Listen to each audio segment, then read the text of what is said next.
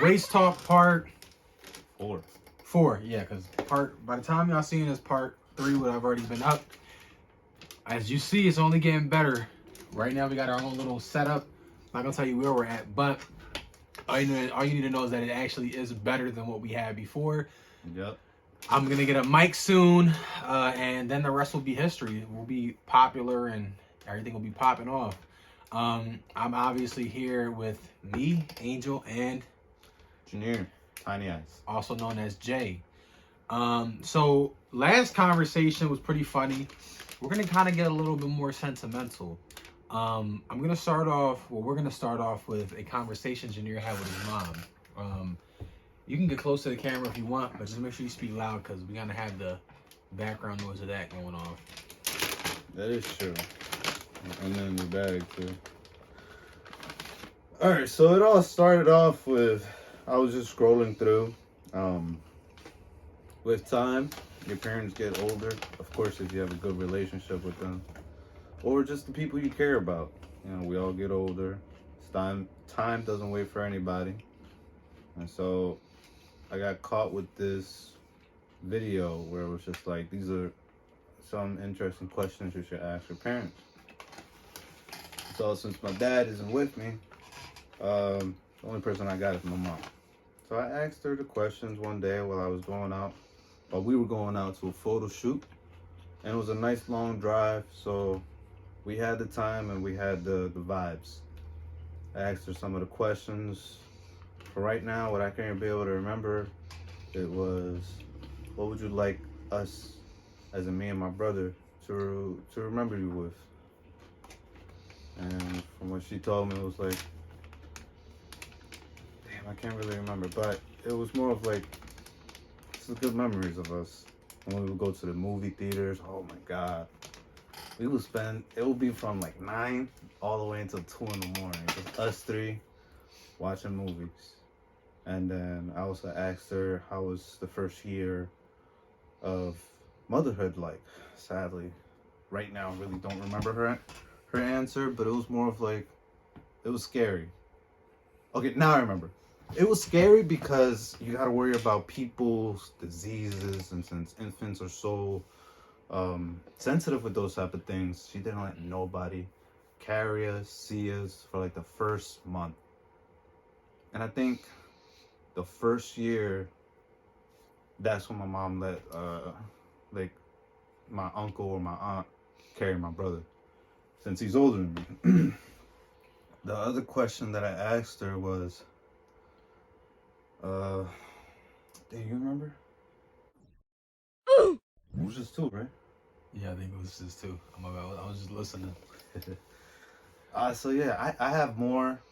I'm gonna go look for them, and then it's gonna be in the description if you guys would like to do it. But I really enjoyed it. If you guys can have a conversation with your parents or somebody that you really care about, because you never really know when it's their last day. So yeah. Yo, he just ended No, I'm gonna off. just put it right to the Yo. point, man. We're going right to the point. Yo, he just ended up on the most depressing joint, yo. So, I mean, this is gonna be a little bit of an emotional thing. So, I also wanted to say, sometime in the future, we're gonna be doing an interview with Junior regarding his upbringing. If you're familiar with Soft White Underbelly and that photographer who kind of has these interesting series on prostitutes, addicts, people who have been victimized. They're very serious and heavy things. So we're gonna do one on Junior, or at least our own kind of version of that. Keeping in line with what we already have set up and what we know. That way I can get to know him and a little bit of his background as a person and as a photographer. So the first topic that we have on our discussion, we're going to be talking about, is it okay for men to cry? And kind of just jumping into the nitty gritty of it. You hear a lot of conversation within our society of, oh, men should cry, men shouldn't cry. But is there an argument for why men shouldn't cry? And what is the argument for men being allowed to cry? We're going to go into that. And us as men, we're pretty much the perfect people to speak about that. All right? Yeah. So, I mean... especially the new generation of men. Exactly. So, Go ahead. You can start it off. Actually, I would like you to start it off because you have a bigger family than me, so you have a lot more different experience. Okay. I feel like it's like this. I feel like it is yes and no. I feel like us as men should have time to dwell on things that happen to us, and we should have this time to express ourselves um, by crying. But I also feel like when it comes down to certain things, we should also know when not to cry and when to be strong for other people. Um, I think about things that I've had to deal with where I felt like, damn, right now I feel like I want to cry, but then you got to be there for a person. So you have to know that right now is not the right time. And I think sometimes me as a man, I'm put into those positions a little bit more where I got to be there for people for certain things. And because of that, I think that it's not just as simple as, yes, men should be crying all the time. I feel as if though, cry when it's the right time to cry, and know when it's time to put those feelings to the side and be there. Just even in thinking about the future, when I have kids and we go through a loss in the family, I don't feel like I'm going to be able to cry in front of my kids because of the fact that most likely if something happens to the family, they're going to be crying, and then their mom is going to be crying. And we have to look at it in that scope. Like, so then who's going to be the person to say, I can't cry right now, I need to start moving forward? And I think that also has to do with the relationship. Like in the relationship that I have, I'm more so, I like to put the weight on my shoulders and I like to carry everything. And I'm okay with that. And that's why I'm okay with not feeling like I always need to cry. But I think also it's just a healthy practice. I don't think you should always cry. Maybe it's a healthy practice for everybody. Sometimes it's good to learn how to move past those emotions and come back to it, but not always break down and have that moment of crying, because sometimes the world moves on. Sometimes you don't have that time to just sit there and cry about something. You gotta really just move forward. And that's why I feel like it's yes and no. It's not as easy. I don't think men should always be crying, but I don't also feel like men should just not be able to express their emotions. I really agree with you because that. Sorry, I was just remembering something. This is a YouTuber. He's a chemist, and he'd be like, you know how in English the teacher always be like, don't ever say because that's grammatically wrong. He always says that. Either way, I do agree with you because I grew up with a very soft-minded, just to be able to go straight to the point. So for me, I didn't have a father figure. So not at any stage of my life, which you will figure out later on. And so I mostly just thought it would be okay. But then as I started to be around more different type of men, I started to realize whether we like it or not, your gender does have a role. And it kind of sucks because you finish that thought for me. I'm getting a brain fog. I mean, I guess it kind of sucks because you want to be able to, but know that in certain circumstances you kind of shouldn't or can't. And I mean, as much as people say they want for men to cry, I mean, it kind of just comes across as just very, like, I don't know, just strange sometimes. Like, it's just, we don't really, like, it's more funny. Like, I've seen more memes of men crying than of any other person. You got the Michael Jordan meme. You got the boy that be like, yeah, like he is bawling his eyes out, but because of the way he cry, it's a meme. You got the Vince McMahon meme where he just start breaking down the crying. Everybody making it a meme though. So it's so many different times where it's just like it kind of gets made into like some sort of a joke where you can't help but think it's also just funny.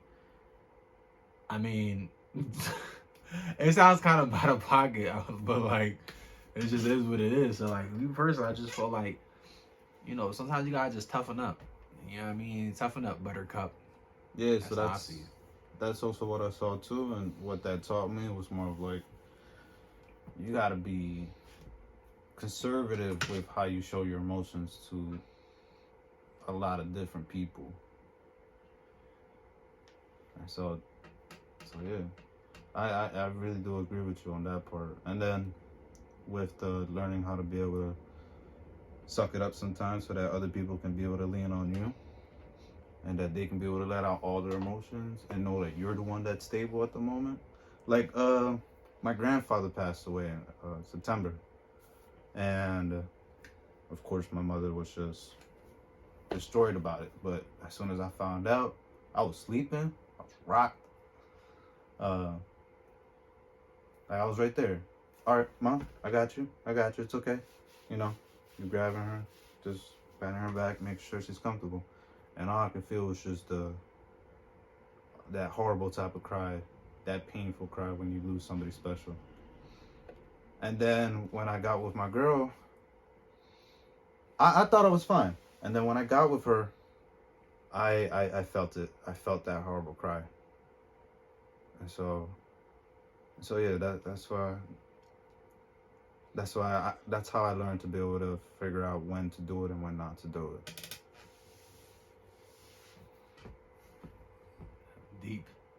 So I mean, we kind of was also just trying to speak about this whole thing about men being emotional and men being able to express their emotions. I feel like sometimes, like with men, we're not as emotionally intelligent, and I feel like sometimes we try so hard to do things or be a type of way when it's just better to be yourself. And sometimes a lot of the time our emotion gets in the way of that. Like I had an incident recently where at a party someone was eavesdropping on a conversation I had when I was speaking about someone not being able to cook the best, and they thought I was talking about someone that they were with. And they said, wait, who are you talking about? And just that, and mind you, they had a drink in their system, whatever, right?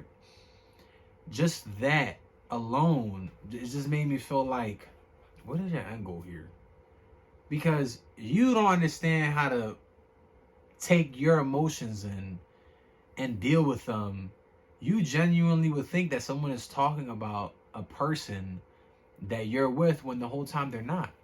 And then just by you inciting that, just by you saying that and trying to incite some sort of reaction, it becomes awkward because the whole thing, the whole time, the one was talking about that person.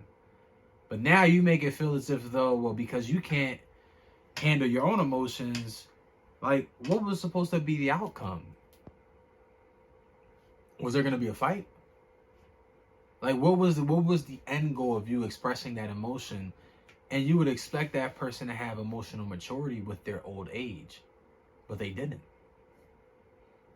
So what I'm trying to say is like, don't take our argument of men being able to know when to cry and not cry as, oh well, then don't they can't understand their emotion, because you can. That to me shows emotional maturity when you know when and how to express an emotion. And I feel like sometimes a lot of men don't have that because we're so quick to be angry. We're so quick to want to show off this certain persona of us of being like very tough and very brash, and sometimes when we get our feelings hurt we don't know how to react to it. But it's just like, you actually are a better person and you're more successful when you know how to roll with the punches and realize that not everything is personal.